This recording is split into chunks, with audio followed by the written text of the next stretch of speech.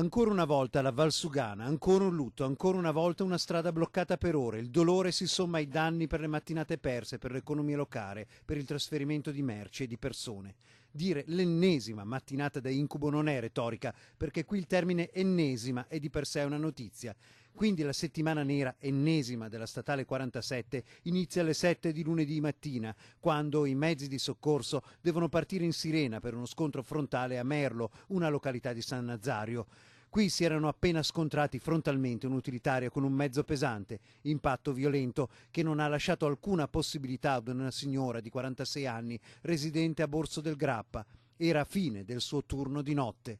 Non è difficile pensare che questo abbia influito sulla dinamica dell'incidente, circostanza che verrà naturalmente verificata solo dalle indagini. Operazioni di soccorso che sono andate avanti per ore da parte di SUEM, vigili del fuoco, così come i necessari rilievi da parte della polizia stradale. Tutto bloccato, con la polizia locale a cercare di arginare i gravi problemi di viabilità.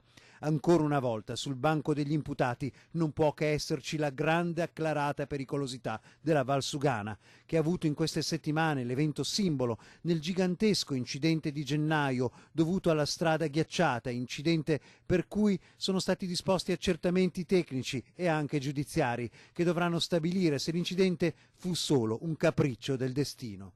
Si muove qualcosa a proposito di sicurezza della Valsugana o siamo a bocce ferme?